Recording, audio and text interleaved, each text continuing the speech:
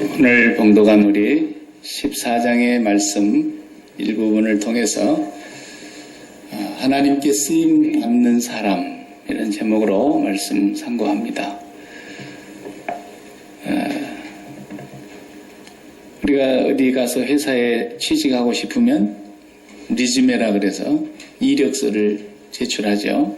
이력서에 보면은 그 사람의 학력이나 경력 또 여러 가지 자격들을 이렇게 볼 수 있는, 한눈에 볼 수 있는 그런 서류인데, 그 이력서라는 말이 한문으로는 제가 어제도 설명했죠. 신발리자라 그랬어요. 그 다음에 역사할 때 역자예요. 그래서 이력 그러죠. 그러니까 그 사람이 신발 신고 돌아다니는 역사를 얘기하는 거예요. 신발을 부지런히 신고 일생을 달린 거 아니겠습니까? 그래서 그 이력서에 한 줄 좀 좋은 거 써보려고 유치원도 그냥 좋은 데 넣으려고 그러고 한 줄이라도 더 쓰려고 그러니까 또 대학원까지 가야 되고 또 한 줄 더 넣으려고 그러니까 뭐 자격증도 따고 그러는 거 아니겠습니까? 또 경력도 쌓여서 이렇게 이력서가 좀 좋아야 사람들이 보면서 이 사람 우리 사원으로 써야 되겠다 이렇게 이제 뽑히기 위해서 이력서를 만들어가는 것이 우리 인생입니다. 그런데 하나님께서도 사람을 이렇게 쓰시지 않습니까? 이 세상에는 쓰임받지 않는 사람은 한 명도 없습니다. 하나님은 다 쓰셔요. 지구상에 태어난 사람은 다 쓰셔요. 숨이 넘어가기 직전까지 쓰시는 거예요. 그런데 어떻게 쓰시느냐, 어떻게 쓰임 받느냐, 그것만 다른 거예요. 성경에서는 우리 할머니나 할아버지들이 손자들을 위해서 기도하거나, 또 부모님들이 자녀를 위해서 기도하거나, 그러면 어떻게 기도합니까? 우리 아무개 크게 들어 쓰시옵소서 그러죠. 근데 크게 들어 쓰다고 하지 말고, 잘 몰라서 그렇게 기도를 하는 것인데, 욕심이 앞서니까 그래요. 내 자식 그냥 하나님이 크게 만들어 달라고 그러는 것이지. 크게 쓰임 받느냐, 작게 쓰임 받느냐, 그것은 우리가 구분할 수가 있는 게 아니에요. 하나님 소관이고요. 우리가 기도할 때는 성경에서는 뭐라고 얘기합니까? 귀하게 쓰임 받게 해주십시오. 그렇게 기도해야 돼요. 하나님의 집에는 많은 그릇들이 있는데 어떤 그릇은 귀히 쓰는 그릇이 있고 어떤 그릇은 천히 쓰는 그릇이 있더라 했어요. 그러니까 귀하게 쓰임 받느냐, 천하게 쓰임 받느냐, 이것만 다른 것이지, 이 지구상에 있는 모든 사람은, 모든 나라는 다 쓰임 받는 거예요. 귀하게 쓰임 받는 사람은 하나님의 손에서 붙잡힘을 받고 하나님의 영광을 위해서 쓰임 받다가 이 땅에서는 그냥 짧게 살고 순교를 당할 수도 있고 장수하며 하나님의 일을 할 수도 있고 높은 지위에 올라가서 하나님의 쓰임 받을 수도 있고 그냥 평범한 일반 사람으로서 쓰임 받을 수 있고 다 쓰임 받는데 귀하게 쓰임 받는 사람은 영원한 생명을 얻을 뿐만 아니라 하나님 앞에 칭찬과 영광의 면류관을 얻게 되는 것입니다. 그렇지만 천하게 쓰임 받는 사람, 제일 쉽게 예를 들면 가룟 유다 같은 사람도 쓰임을 받았는데 천하게 쓰임 받은 사람입니다. 이 사람은 쓰임받고 그냥 소모품으로 영원히 버림받은 사람입니다. 우리가 어떻게 쓰임받느냐 이게 중요한 거예요. 하나님의 쓰임을 받기 위해서 성경에서 우리가 알아야 될 일관된 원칙이 있는 거예요. 오늘도 우리가 14장을 52절까지 있어서 다 못 읽지만은 매번 저거 한 장씩 넘어가니까 여러분들은 성경을 부지런히 읽어오셔야 돼요. 여기 와서 14장 설명하고 있다가 다 끝나면 안 되죠. 다음 주에는 15장을 열심히 읽어보셔야 돼요. 14장 전체를 읽어보면은 하나님이 쓰시는 그 기준은 언제나 일관되고 똑같아요. 창세기 때부터서 계시록에서까지와 지금 우리가 살고 있는 오늘의 시대도 앞으로도 영원히 하나님이 역사에서 사람을 등용해서 쓰시는 방법은 항상 일관되지 하나님의 선택의 기준과 이렇게 쓰시는 기준이 변동이 안 됩니다. 변동이 안 돼요. 그러니까 옛날 우리 시대는 쓰임받는 것이 달랐고 지금 시대는 또 사람들 쓰임받는 게 달라. 세상은 그렇죠. 세상은 그렇죠. 우리는 성경에서 하나님이 어떤 사람을 쓰시느냐 이걸 관심을 가져야 됩니다. 하나님은 어떻게 쓰십니까? 제일 우리가 쉽게 이해하는 사람 중에 모세 같은 사람, 신발 벗어라 그러잖아요. 그죠? 여호수아도 모세가 죽고 나서 요단강 건너가기 전에 하나님의 사자가 나타나서 길을 탁 가로막으니까 너 내 편이냐 적군이냐 그러니까 나는 하나님이 보낸 사자다 그랬죠. 여호수아가 무릎을 꿇고 있을 때 하나님께서 너 신발을 벗어라. 모세와 똑같이 여호수아도 신발을 벗겨요. 맨발로 다녔다는 얘기가 아니에요. 네. 신발을 벗는다는 얘기. 아까 얘기한 대로 이력서를 말하는 거예요. 내가 신발 신고 내가 내 주장대로 내 생각대로 내 마음대로 내 계획과 내 마음에 품은 소원대로 따라다니는 끌려다니는 또 내가 주체가 되어서 내가 주도적으로 해나가는 그 모든 것이 다 내 이력서고 내 신발 신고 다니는 거예요. 근데 하나님은 그 신발을 벗기시는 거예요.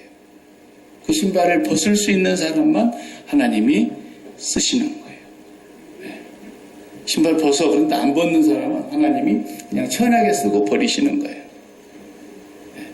그러나 하나님 앞에 신발을 벗는 사람, 평생 쓰임받고 나는 하나님 앞에 귀중히 쓰임받아야 되겠다 그러면 계속 신발을 벗는 삶을 살아야 된다 그런 뜻이에요. 네. 우리가. 그러면서 주님이 뭐라 그러셨어요? 네가 선 땅은 어떤 땅이다? 거룩한 땅이다 그랬어요. 네가 거룩한 땅에 섰다고 말은 지금 내 얼굴 앞에 있다고 말해요. 거룩하신 하나님의 목전에 있는데 너는 신발 벗어라 그랬어요. 다 하나님 앞에 서면은 1대1로 하나님을 만나면 반드시 이 신발을 벗게 되어 있어요. 이 신발을 안 벗어놓고 나는 하나님 앞에 있습니다. 거짓말입니다. 거짓말. 하나님 앞에 있다는 말은 지난주에도 우리가 하나님 얼굴 앞에서 하려고 그랬는데 하나님의 얼굴 앞에서 있다는 건 거룩하신 하나님의 목전에 있다는 거예요. 베드로와 야고보와 요한이 변화산에 올라갔더니 갑자기 우리 주님이 이 땅에 오시기 전 본래의 모습으로 나타나시는데 그 광경이 얼마나 찬란하고 빛나고 영광스러웠으면 정신이 나갈 지경이었어요. 우리가 여기서 사는 것이 좋겠습니다. 말이 그냥 툭 튀어나왔어요. 왜 그랬습니까? 너무 거룩하니까. 거룩이라는 말이 원래 구약에서는 카도시라는 단어로 쓰고 신약에서는 하기오스라는 헬라어로 쓰게 되는데 우리가 영어에 홀리 하는 이 거룩이라는 말은 원래 그 근원이 어디서 온 거냐면 최고로 좋다라는 뜻이에요. 최고로 좋다. 그냥 사전의 뜻을 보면은 구별된다, distinguish 이렇게 써져 있어. 구별된다는 말은 거룩한다는 말의 표현이 완벽하지가 않아요.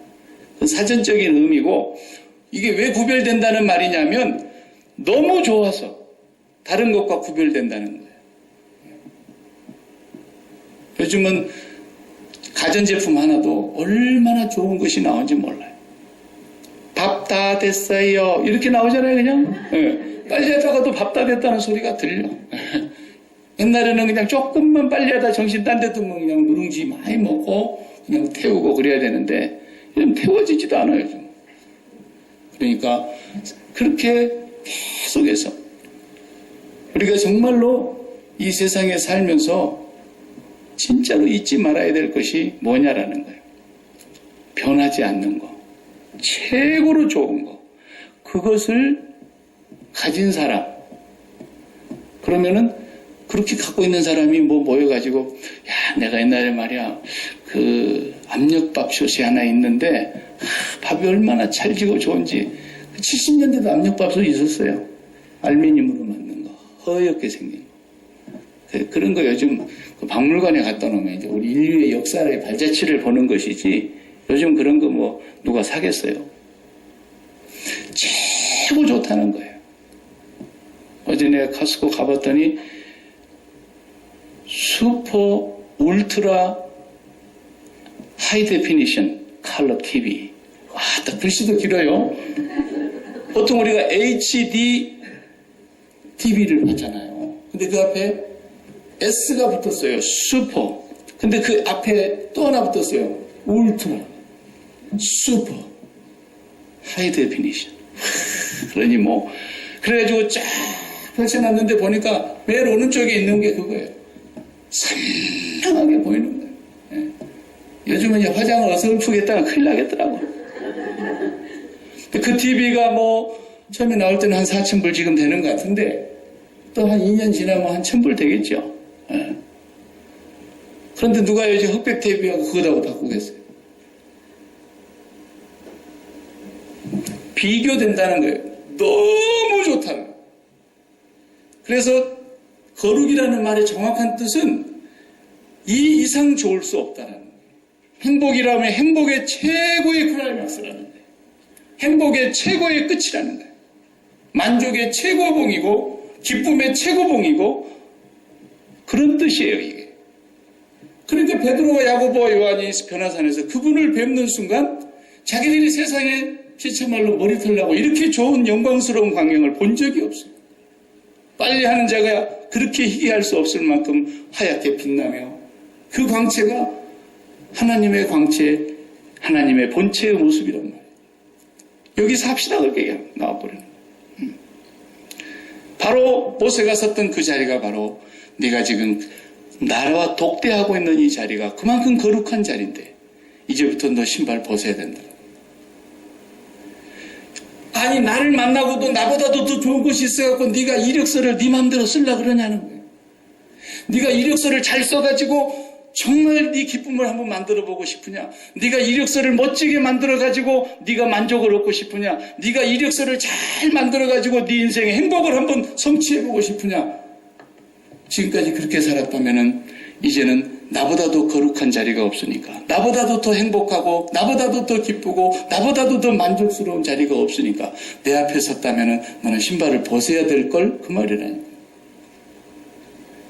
그러니까 하나님 앞에 쓰임받는 사람은 쉽게 말하면 무슨 얘기냐면 내가 내 인생을 뭔가 한번 자기를 실현시켜가지고 높은 자리에 올라간다든지 남들이 못하는 걸 이룬다든지 해가지고 내 인생을 성공시켜봐야 되겠다는 마음의 꿈을 갖고 있는 사람은 절대로 하나님은 안 쓰십니다. 우리 애들한테 일찍이 그걸 가르쳐야 돼요. 나는 그런 자녀를 바라지 않는다. 여러분이 자녀들에게도 수시로 가르쳐야 되는 거예요. 하나님 어떤 사람을 쓰시느냐?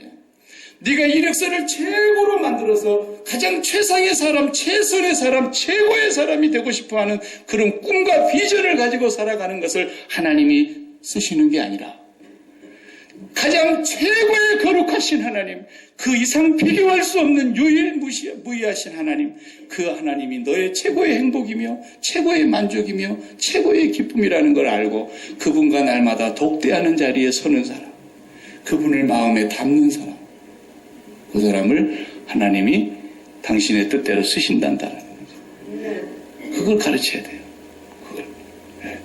그러니까 벌써 자기 마음속에 하나님 외에 다른 꿈이 부글부글 타오르고 있는 사람, 세상은 그런 사람을 뭐라 그러죠? 열정이 있는 사람이라고 그러죠. 그런 열정의 사람을 쓴다 그러는데 웃기지 말아요. 어디서 그런 공과를 교회에서 치고 있는지 모르겠어요. 그런 열정이 아니라 하나님이 우리의 열정이라니까요. 하나님을 갖고 나면, 하나님 앞에 서고 나면, 하나님을 만날 때마다 하나님으로 인해서 내가 더 바랄 것이 없는 마음이 될 때, 그래도 대한민국에서는 돈을 제일로 많이 가진 사람이잖아요, 그 사람은. 그리고 그 기업의 이름 브랜드를 대면은 전 세계 사람들이 지금도 그것을 사용하고 있고 그러잖아요. TV를 안 본 사람들은 무슨 얘기하는지 잘 모르겠지만 그 최정상에 올라간 사람, 돈을 그렇게 많이 갖고 있는 사람도 쓸데없는 짓을 하는 거 보세요. 왜 그러겠어요?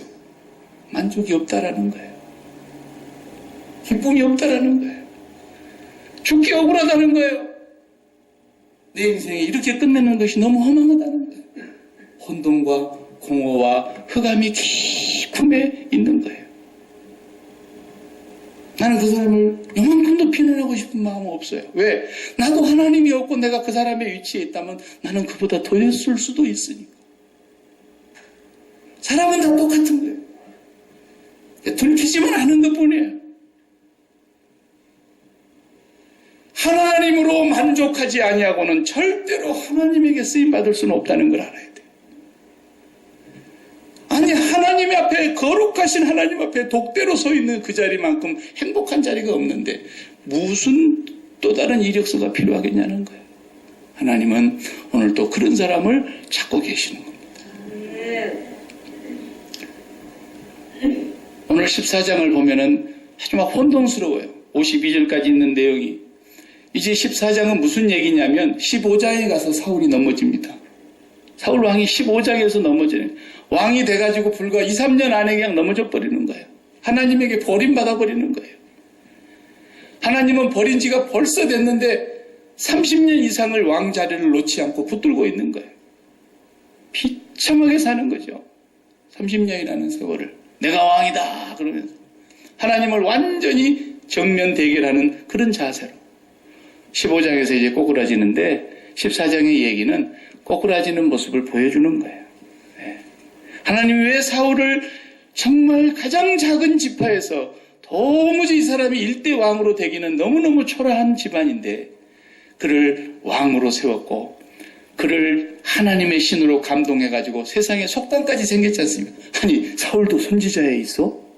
사람들이 그렇게 빗대어서 비아냥거리는 말로 들릴 만큼이나 사울은 하나님의 신의 감동이 되어서 이제부터는 네가 하나님의 신의 감동이 될 때마다 이렇게 행해야 된다. 분명히 그렇게 말씀했는데 하나님의 신에 감동된 자가 하나님을 무시하고 자기가 진짜 왕인 줄로 착각하더니 정말 넘어져 버리는 거예요. 전쟁을 뭐 하려고 일으켰는지 모르겠어요. 이러려면 아니 전쟁을 일으켰는데 뭔가 하나 해보려고 그랬는지 모르겠어요. 전쟁을 일으켰어요. 수비대를 그냥 초토화시켰어요. 그랬더니 그냥 그 소식을 들은 블레셋에서 그냥 벌떼같이 해변에 모래알처럼 막 사람들이 군인들이 달려드는데 얼마나 겁이 났겠습니까? 3,000명 모였다가 600명 남고 다 도망갔어요. 사울 사무엘 선지자는 온다 그랬는데 더디 오고 백성들은 흩어지고 겁이 나니까 자기가 그냥 엉겹결에 할 수 없이 제사를 지내자. 사무엘 선지자 오기 전에 자기가 해놓고는 그 다음에 사무엘 선지자가 조금 늦게 도착했지만 약속대로 왔어요. 그리고 그가 망령되이 행하고 여호와의 얼굴을 구하지 못하고 그럼으로써 하나님께서는 당신을 이제 버리셨습니다. 라는 그런 예언의 말씀을 듣게 되면서 더 불안한 거예요. 더 불안한 거예요. 근데 이 참 사울은 그랬지만요. 또 그 아들 왕자 요나단은 대단합니다. 나중에 2대 임금이 될 다윗의 친구 아닙니까? 자기가 사실 왕이 돼야 될 사람인데 사울은 어떻게 해서든지 요나단을 왕으로 세우려고 다윗을 죽이려고 했지 않습니까? 그런데 그 다윗과 요나단은 성경에서 가장 구약에서는 최고의 친구로 우정의 대표 대명사가 됐지 않습니까? 다윗과 요나단. 그 요나단 말이죠. 사울의 아들 요나단이 믿음이 대단했어요. 아버지보다 이 요나단 때문에 지금 이 위기를 넘어가는 거예요. 간신히. 오늘 6절을 보면은 요나단이 하는 말을 한번 다시 보십시다. 요나단이 자기의 무기를 든 소년에게 이르되 우리가 이 할례 받지 않은 자들에게로 건너가자. 여호와께서 우리를 위하여 일하실까 하노라. 여호와의 구원은 뭐라고요? 사람이 많고 적음에 달리지 아니하였느니라. 네. 그렇죠. 300명 갖고도 미디아를 해붙이는 기드온도 있는데 600명이나 있는데 600명이 뭐 다 안 써도 하나님이 하시면 여호와의 구원은 사람이 많냐 적냐 문제가 아니다라는 거예요. 우리가 부지런히 전도해야 되겠지만 그죠?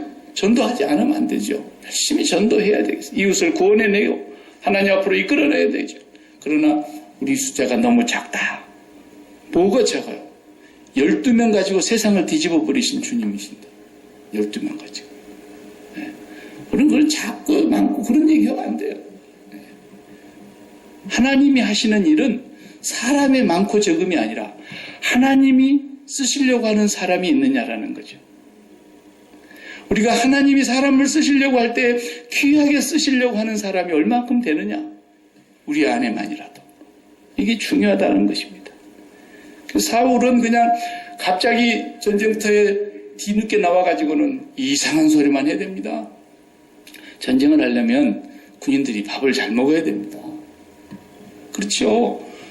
나폴레옹이 그렇게 승승장구하다가 기세가 어디서 꺾입니까? 러시아 정복 들어갔다가 망한 거 아닙니까? 예. 그 나폴레옹이 러시아까지 밀고 들어가서 러시아를 다 정복을 할 줄 알았는데 가만히 있어도 망했어요. 가만히 놔둬도. 왜? 너무 날씨는 춥고 눈이 많이 오고 보급로가 차단이 되니까 배고파 다 굶어 죽었어요. 추워서. 군인들이 싸울 수가 있습니까? 못 싸우죠. 근데 사울은 나와가지고 한다는 말이 뭐라 그럽니까? 오늘 물 한 모금이라도 먹는 사람은 여호와께 저주를 받을지어다. 얼굴로 싸움터에 나가는 군인들을 물 한 모금도 안 먹입니다. 그 말을 안 들었던 사람이 누구였습니까? 요나단이 그 소리를 못 들었어요. 자기 병기든 군사하고 2명이 적지로 들어가 버리는 바람에. 얘야, 나 뒤에 바짝 달라붙어라. 우리가 저 할례받지 못한 것들 앞에 할례받지 못했다는 말을 왜 여기서 하느냐면 저것들은 하나님이 없는 자들이야. 그 말이에요. 우리는 하나님 앞에 있는 사람이고 쟤들은 하나님의 얼굴이 없는 자들인데 우리가 저리 가자. 그리고 무슨 이 사람이 싸우는 병법을 아는 사람이 아니에요. 군대 가면 각계전투라는 걸 참 훈련소에서 배워요. 각계전투. 군인들이 가서 전투할 때 그래서 그 각계전투 용어 가운데 은폐, 엄폐 이런 말이 있어요. 엄폐, 은폐라는 건 뭐냐면 그냥 저기서 나를 이렇게 쳐다볼 때 보이질 않아야 되는 거예요. 저기 기어 나오네. 그럼 쏴버릴 거 아닙니까? 그러니까 나무 밑에 숨는지 바위 뒤에 숨든지 하여튼 언덕 밑에 자세를 낮추든지 그 자기를 안 보이게 은폐한다는 거예요. 숨긴다는 거예요. 숨긴다는 거예요. 그러면서 적진을 향해서 서서히 나아가는 것인데 오늘 본문에 보면은 뭐라 그러냐면 요나단이 나 뒤에 부쩍 따라와. 적 할례받지 못한 것들한테 우리가 올라가자. 올라가가지고 우리 둘이 딱 나타나가지고 저쪽에서 우리를 보고서는 야 이놈들 너희들 거기 꼼짝 말고 있어. 그러면은 저것들이 우리한테로 온다는 얘기죠. 그리고 야 이놈들아 너희들 이리 올라와. 그러면은 하나님께서 우리를 저쪽으로 보내신 줄로 우리가 알고 우리 손에 붙여주신 줄 알고 우리가 가면 되니까 그래가지고 숨어서 살살금 가는 게 아니에요. 다 나타나는 거예요. 이런 전쟁이 어디 있습니까? 네. 전적으로 하나님의 은혜로 살아가는 걸 얘기하는 거예요. 어떤 사람이 믿음의 사람이 우리는 하나님의 얼굴 앞에 있는 사람이다. 하나님이 오늘 또 우리를 보고 계신다. 그 마음에 하나님을 담고 있는 그 사람을 하나님이 날마다 귀히 여기시는 거예요. 귀히. 그러니까 나가서 이렇게 하니까 아니나 달로 저쪽에서 뭐라 그래요? 가만히 있어. 거기 꼼짝 말고 있어. 우리가 갈 테니까 그러지 않고 이놈들 이리 올라오라 그러잖아요. 그러니까 요나단이 말합니다. 아멘. 옳거니 하나님께서 우리를 저것들한테 보내는 것은 저것들을 우리 손에 붙여주시겠다는 약속이니까 오늘 우리가 올라가자. 그래가지고 그냥 올라갔는데 반나절 동안에 소를 몰고 땅을 이렇게 갈아엎을 만큼 되는 땅이라 그랬으니까 상당히 넓은 땅이죠. 그만한 땅 가운데서 한 20명을 그냥 해붙였어요. 20명을 그냥 해붙였는데 그 일이 있고 나서 하나님이 그 진의 역사 하시지 않습니까? 막 자중질환이 일어나가지고 막 그 안에서 자기들끼리 싸움이 벌어졌어요. 또 블레셋이 왜 그렇게 사람을 많이 몰고 갔는가 봤더니 히브리 사람들까지 다 데리고 왔다는 거예요. 여기 히브리 사람이라는 말은 그냥 떠돌이들이에요. 떠돌이들. 일정한 정치할 곳이 없어가지고 여기 가서 붙어 살고 저기 가서 붙어 살던 그 히브리 사람들인데 본래는 출애굽할 때 같이 나왔던 사람들입니다. 본래 그게 하비루라는 말에서 온 말인데 히브리라는 말이 떠돌이라는 말이래. 떠돌이. 이 사람들도 용병으로 전쟁터에 끌려 나와갖고 블레셋을 위해서 싸우라고 왔는데 갑자기 이 사람들의 마음이 하나님이 막 확 뒤집어 바꾸니까 이 사람들이 용병들이 반란을 일으킨 거예요. 자기 편을 죽이는 거죠. 그 안에 막 자중질환이 일어났어요. 사울이 이 광경을 보고서는 또 정신없는 소리를 합니다. 빨리 여호와의 법궤를 가져오라고. 우리가 다 읽지를 못해서 지금 제가 설명을 좀 하고 있습니다만 법궤를 가져오느라니까 막 제사장이 또 얼른 법궤를 가지러 가는 사이에 안에서 보니까 벌써 전쟁이 끝났어요. 그러니까 또 갖고 오던 법궤를 야야야 그만둬라 그러고 우리 식으로 말하면 뭐랄까요? 우리 하나님께 기도합시다 그러다가 아이고 기도하지 말고 잠깐만 기다려보자. 아이고 예배합시다 그러다가 또 아이고 잠깐만 기다려보자. 그냥 지금 사울은 우왕좌왕 하는 거예요. 정신이 제정신이 아닌 거예요. 그러더니 나중에는 어떻게 됩니까? 또 요나단을 죽이겠다 그러잖아요, 아버지가. 내가 하나님 앞에 맹세해서 오늘 전쟁이 끝날 때까지는 아무도 입에 물 한 모금 대지 못하게 했거늘 네가 감히 꿀을 찍어서 입에다가 먹었다고. 요나단이 너무 배가 고프니까 가다가 이렇게 나무떼기로 이렇게 꿀이 있어서 딱 찍어갖고 입에다가 한번 쭉 빨아먹으니까 얼마나 힘이 났다 그랬어요. 힘을 얻어서 싸웠는데 아버지가 한 말을 못 들었거든. 그래 오늘 하나님 앞에서 내가 맹세한 거로 너를 내가 죽이고야 말겠다. 만약에 내가 너를 죽이지 아니하면 하나님께서 나 위에 벌을 내리기를 원하노라. 막 이러면서 망발입니다. 망발. 온 군사들이 막 달라들어가지고 왕이 이러시면 안 됩니다. 그래가지고 간신히 요나단을 구출해내지 않습니까? 사울 왕은 지금 정신을 잃어버렸어요. 사울 왕은 영적인 분별력을 다 잃어버렸어요. 사울 왕은 이제 완전히 그냥 혼미해진 상태에서. 왜 그렇습니까? 이유는 단 한 가지예요. 여호와의 얼굴을 구하지 않았다는 거예요. 지난주에도 우리가 그 본문에서 이어져 와서 지금 보고 있지만 하나님 앞에 서지 못했다는 거예요. 하나님이 제 일의 현실이 되지 못했다는 거예요. 하나님이 자기 마음에 가득히 채워지지가 않았다는 거예요. 하나님의 신의 감동을 받았다라는 말은 성령의 충만을 받았다 우리가 그렇게 표현하지만 하나님이 우리에게 충만하게 하나님이 우리의 마음을 온전히 사로잡았다라는 뜻이죠. 하나님 앞에 있는 거예요. 하나님 앞에 있다. 그리고 그 마음에 하나님이 가득 차 있다. 그러면은 한 사람씩 불러갖고 막 500만 원씩 주면서 그런 거 하겠어요? 못하죠. 그렇게 살 수가 없죠.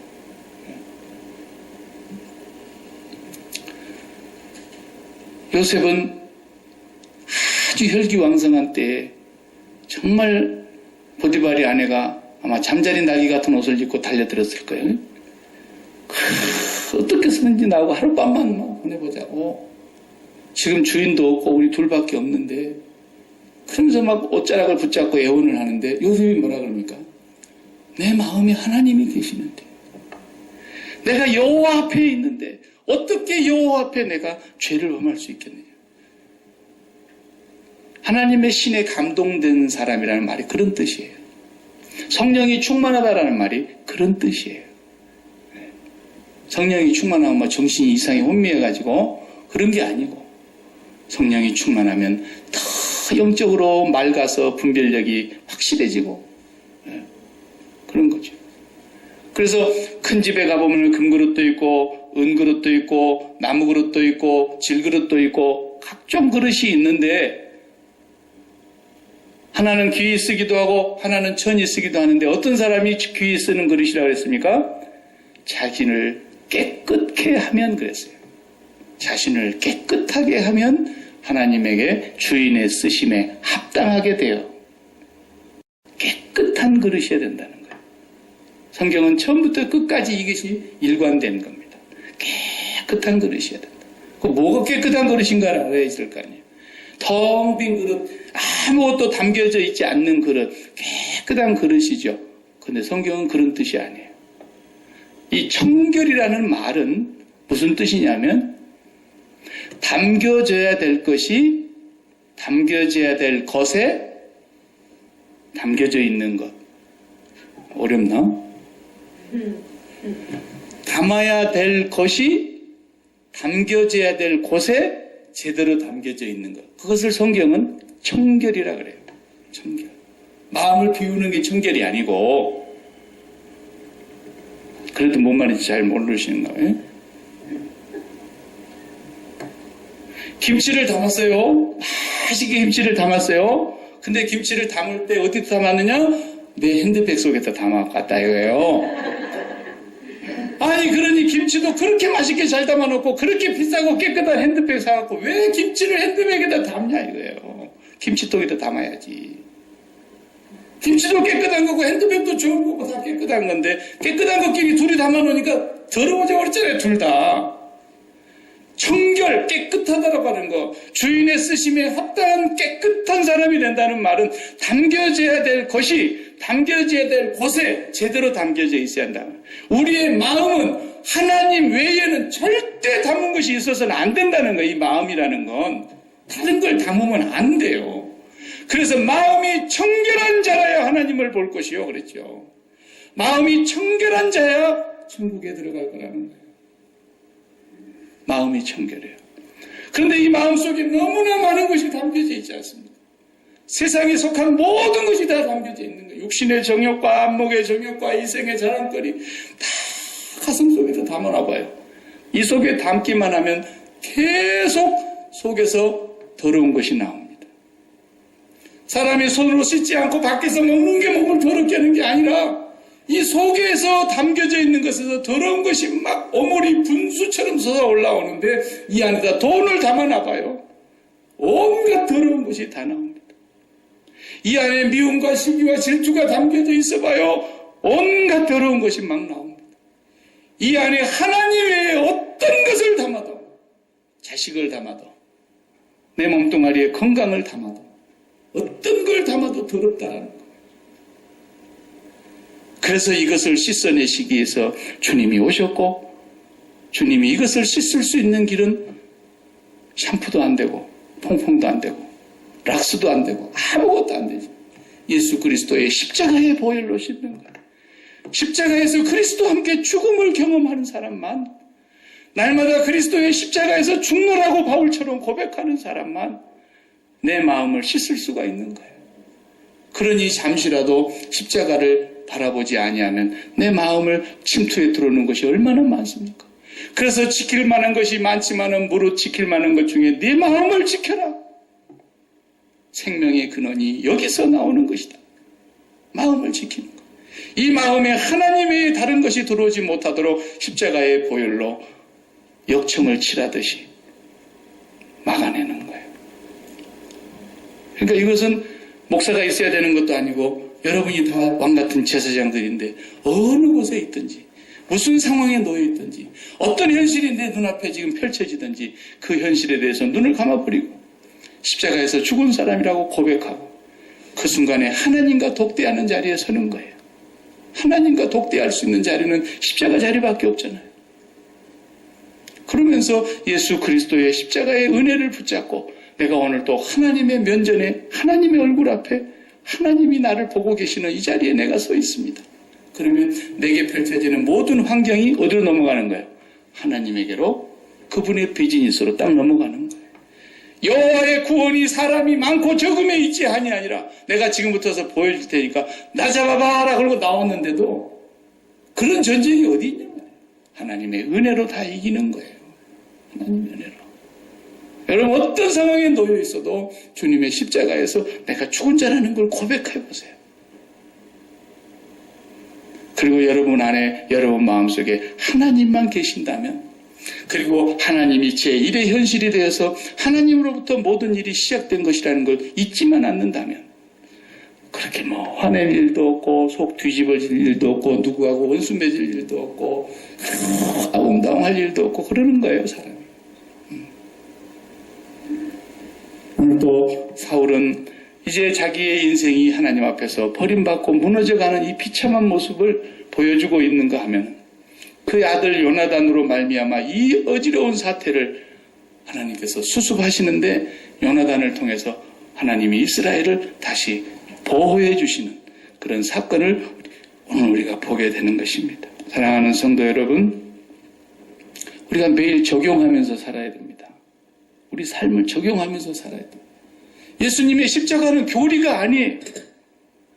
예수님의 십자가는 내가 죽으면 천국 보내주는 그런 도깨비 방망이가 아니라고요. 예수님의 십자가는 날마다 현재의 사건으로 주님과 내가 연합되는 사건인 거예요. 한 달에 한 번씩 성찬식을 할 때만 사건이 아니고 매 순간 어떤 장소에 무슨 현실이 어떤 상황이 내 앞에 돌출적으로 나타날지라도 나는 오늘 또 여호와 앞에 서 있습니다. 나는 이 상황에 대해서 내가 판단하지 않습니다. 나는 그리스도와 함께 이 십자가에서 죽은 자입니다. 나는 그리스도가 내 안에 사심으로 하나님이 나를 선택하셨습니다. 이것만 예수 그리스도의 십자가의 복음인 겁니다. 나머지는 다 뭐예요? 종교인 겁니다.